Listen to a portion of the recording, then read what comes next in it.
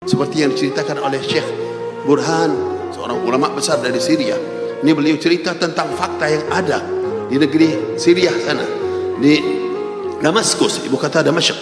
Itu beliau cerita di masjidnya di Syria itu, beliau menceritakan tentang apa?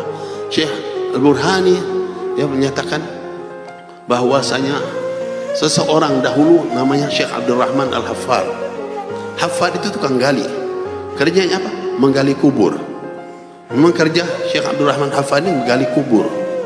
Di sana dikenal di negeri apa Syria, di Damaskus itu beliau cerita itu ada perkuburan yang besar di sana, dan ini orangnya dahulu terjadi dia kerjanya menggali kubur. Suatu hari datang ibu-ibu kepada beliau. Sang ibu menyatakan minta tolong digalikan kubur. Buat siapa? Buat anaknya.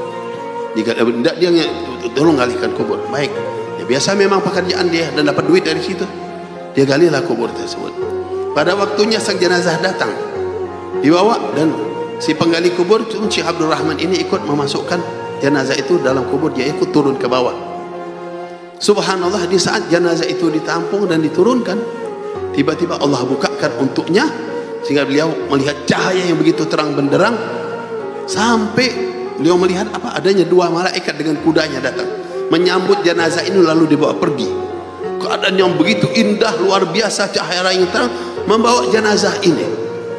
Sang Syekh Abdurrahman langsung terjatuh pingsan ketika itu. Berapa saat orang mengurusin jenazah ini, membawa, mengangkat beliau ini, ditaruhlah. Setelah berapa saat beliau sadar, beliau langsung cari ibu yang tadinya yang menitipkan untuk menggali kubur, tapi ibu itu sudah pergi. Berapa bulan kemudian tiba-tiba ibu itu datang lagi, menyatakan tolong galikan kubur lagi. Digalikan kubur tersebut.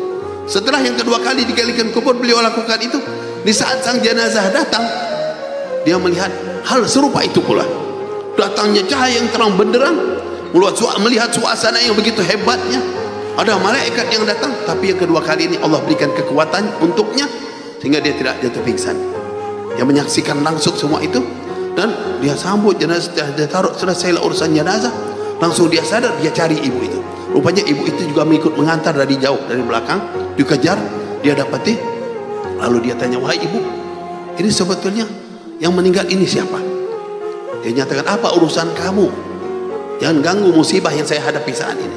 Saya perlu tolong beritakan kepada saya, sebetulnya yang dikuburkan itu siapa?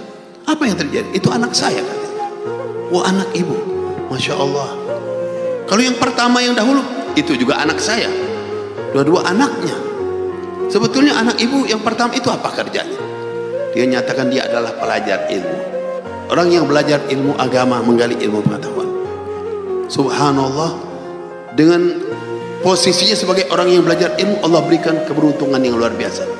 Nampak bagi sang Syekh Abdurrahman Haffar ini melihat langsung, ma'asyiral ikhwah rahimakumullah. Kemudian yang kedua apakah dia juga pelajar ilmu? Bukan. Kalau yang kedua bukan pelajar ilmu, tapi dia berusaha kerja najjar, tukang bikin berbagai macam bahan-bahan dari kayu. Semua harta itu dia tujukan untuk biar adiknya bisa belajar. Dia tujukan untuk adiknya bisa belajar, dan dia inginkan adiknya mencapai tujuannya. Dia korban semuanya, dia cari usaha untuk itu.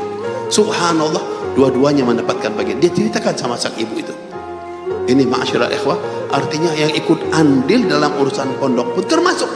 Urusan bangunan, urusan ini jangan dianggap sesuatu hal yang kecil.